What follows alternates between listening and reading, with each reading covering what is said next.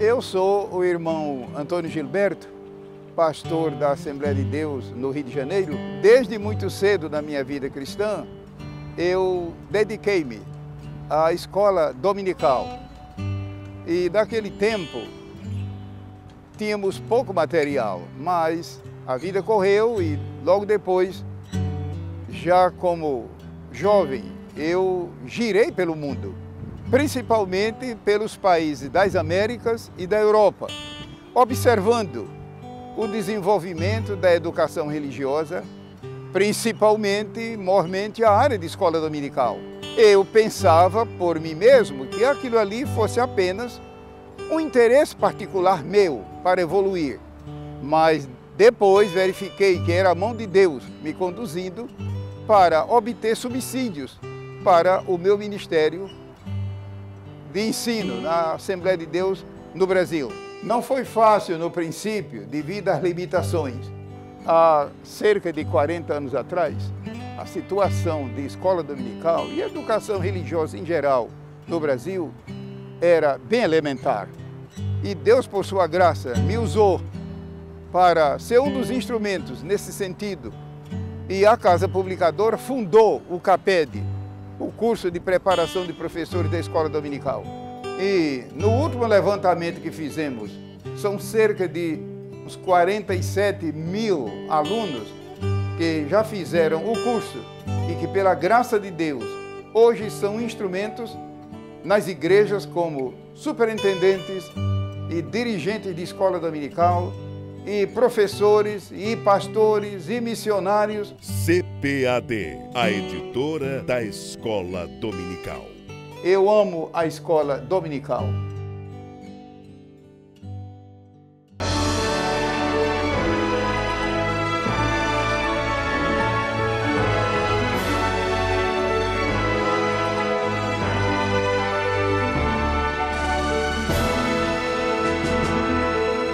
Subsídios. Lições bíblicas. Adultos. Lição 11. A última ceia. Meus amados, estamos de volta para dar continuidade ao estudo das nossas lições bíblicas da Escola Dominical. A lição de hoje, a de número 11, nós vamos estudar a última ceia. De início, eu quero trazer uma palavra de encorajamento aos professores, coordenadores de EBD, superintendentes, para que você, nesta lição, até mais tempo que você devotou às outras, devote um tempo especial a esta lição, porque ela se reveste um valor incalculável, maravilhoso, que nós devemos atentar. Porque ela vai falar da última Páscoa, nós vamos ver aqui a instituição da Santa Ceia, aquilo que Paulo fala em detalhes na carta aos Coríntios, e que muitas vezes é ignorada, muitas vezes é mal compreendida, e não é acompanhada do discernimento necessário no ritual que é realizada essa ordenança do Senhor. Para a gente ter uma ideia, o Novo Testamento tem duas ordenanças, os ensinos de Jesus, que é o batismo nas águas e a ceia do Senhor. Nós vamos ver aqui Jesus celebrando a última Páscoa e instituindo, conforme os expositores bíblicos, os eruditos chegaram à conclusão, é nessa realização da última Páscoa que ele institui a Santa Ceia. E Paulo vai mostrar o valor espiritual que acompanha esse ritual da Santa Ceia. O que observamos é que há um equívoco por parte de muita gente quando celebram a ceia. Muitos fazem de uma forma que não traz toda aquela reverência que o ritual requer, e outros colocam elementos que são estranhos àquilo que o Novo Testamento ensina. Então é importante você se aprofundar nessa revista, isso justifica aquela observação que eu fiz. O primeiro objetivo geral é explicar a instituição da ceia do Senhor como ordenança, que eu já chamei a atenção. E os objetivos específicos, eu quero até ler esses 3 objetivos que nós colocamos aqui, é analisar os antecedentes históricos da última ceia de Jesus, expor a dinâmica da pregação, celebração e a substituição da Páscoa pela celebração da ceia do Senhor.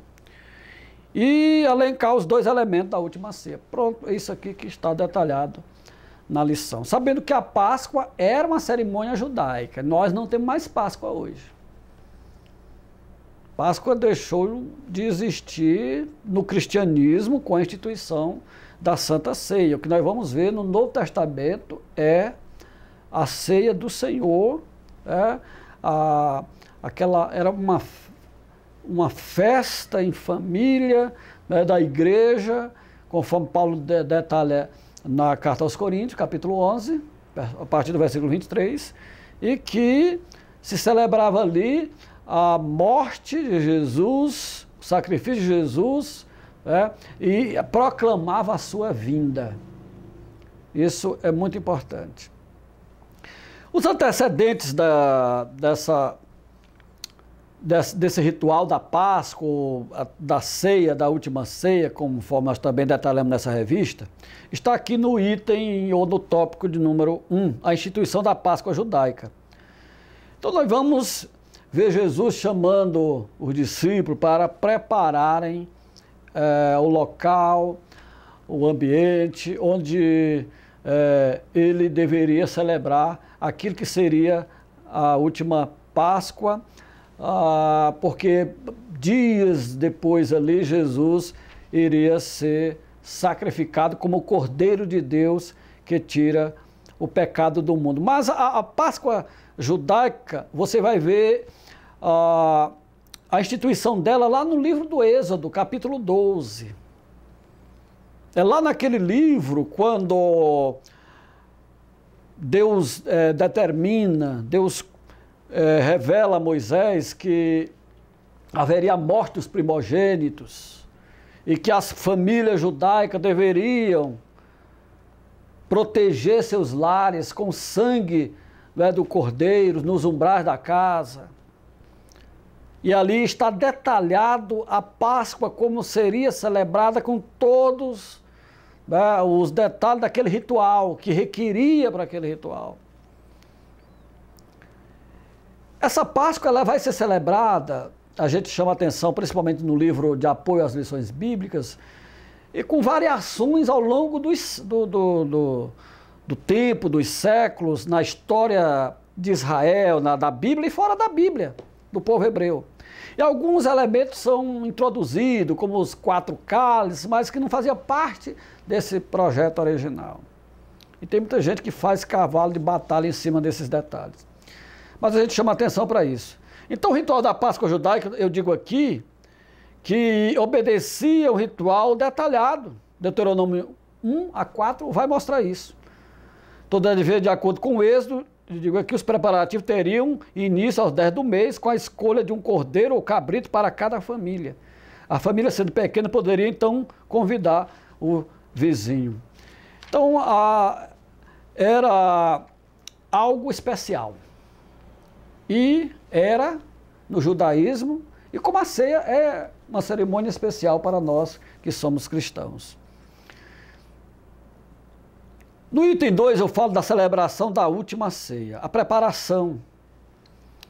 Você vai encontrar isso no capítulo 22 de Lucas, os detalhes. Eu coloco aqui uma observação de um teólogo antigo, o Anthony Lee, ele diz o seguinte: o homem com cântaro de água seria facilmente notado, pois esse era um trabalho de mulher. Os hospedeiros costumavam oferecer suas casas durante a festa em troca das peles de animais e utensílios usados para a refeição. O preparo da Páscoa incluía a busca de fermento na casa e o preparo de vários elementos de refeição. exatamente naquilo que eu falei há pouco, sobre Jesus vai preparar o lugar e diz, você vai encontrar um homem com cântaro, isso mostrando o conhecimento do Senhor, né, sobre, mostrando a sua divindade, a sua graça, e como deveria ser preparado o local para poder se sacrificar ou celebrar a Páscoa do Senhor. Então essa Páscoa tinha um sentido de substituição.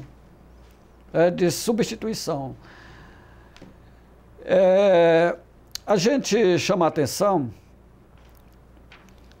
aqui nesse ainda item 1, que Jesus possuía consciência de que a sua morte na cruz se aproximava e que ele era o Cordeiro de Deus, do qual o Cordeiro da Páscoa era apenas um tipo, era uma figura, e Jesus era o cumprimento dessa figura. Isso é importante. Você vê que quando Paulo diz na sua carta, capítulo 11, ele cita as palavras de Jesus. Ele diz, Paulo citando as palavras de Jesus, isto é o meu corpo que é dado por vós. Isto é o sangue da aliança, também quando pega o cálice, derramado ou dado em favor de vós. Então havia essa ideia de substituição. O cordeiro lá da Páscoa egípcia, que foi substituto, e no Velho Testamento, que era o substituto, no Novo Testamento, Jesus assume, e Paulo diz que ele é o cordeiro pascal. Ele é o cordeiro da Páscoa, que cumpriu-se nele. Os elementos da última ceia, nós vamos ver, o Novo Testamento mostra bem claro que era o vinho e o pão. Nós vamos ver o terceiro evangelho, faz referência ao uso do cálice por duas vezes. A primeira delas, antes de mencionar o pão. Mas essa reversão da ordem dos elementos, eu chamo a atenção, não modifica em nada o significado da ceia. Nesse particular, eu chamo a atenção que a nossa liturgia cristã segue o modelo dos outros evangelistas de Paulo, onde o uso do vinho é precedido pelo pão. Então são detalhes que a gente faz questão de chamar. Então Jesus diz o seguinte, este cálice é o Novo Testamento do meu sangue, que é derramado por vós. Mais uma vez a ideia de substituição. Ao participar da ceia do Senhor, o cristão tem que ter isso em mente. Por isso que Paulo condena a maneira até desrespeitosa, porque ele diz que alguns crentes da igreja de Corinto se embriagavam, enquanto outros comiam demais, não deixavam nada para os outros. Isso era a maneira que ele diz, e usa o advérbio indignamente. Aquele que comeu o pão ou o corpo do Senhor indignamente é réu do corpo do Senhor. Indignamente aí é um advérbio que modifica o verbo comer. Se Paulo tivesse usado o adjetivo indigno, ninguém poderia participar da ceia do Senhor. Mas ele está falando da maneira que aqueles crentes, sem discernimento, sem valorizar a obra do Senhor, participavam da ceia. Até hoje nós precisamos ter esse cuidado ao participar da ceia. Será que nós estamos participando da ceia com ressentimento, né? Com falta de contrição, com falta de arrependimento, ou estamos participando da ceia do Senhor da maneira que ela deve ser participada, com discernimento, como Paulo diz, discernindo o corpo do Senhor. Isso é importante a gente chamar a atenção. Ao participar da Santa Ceia, devemos ver o que ela simboliza, o que ela representa, ou o que ela está mostrando para nós. É uma memória viva, não é um ritual morto, um ritual morto. Mas tem um valor e uma realidade espiritual. Porque tem pessoas que desprezam a ceia e colocam apenas como um ritual qualquer. E outros que querem colocar algo além daquilo que a Escritura estipula. E devemos ter cuidado para evitar esses extremos. Então, uma lição interessante, eu concluo dizendo que participar da ceia do Senhor é um privilégio, do qual todo cristão deve se alegrar. Não se trata de um ritual vazio, mas de uma celebração carregada de significado porque aponta para o sacrifício do Calvário. No livro de apoio às lições bíblicas há um comentário extenso, exaustivo, que vai lhe ajudar, inclusive com a exegese detalhada dessa questão do comer indignamente, o que significa. Nós fazemos exegese à luz do texto grego, né, da exegese bíblica, para que não fique nenhuma dúvida quando você participar da ceia do Senhor, o que isso significa e representa. Então, mais uma vez, eu quero desejar sucesso para você nessa exposição, nessa interação, nessa aula que você vai dar, que você vai ministrar e vai interagir com os alunos. Eu quero que Deus te abençoe, que você continue sendo essa bênção na obra do Senhor, como você tem sido. Amém. CPAD, 75 anos. A editora da Escola Dominical.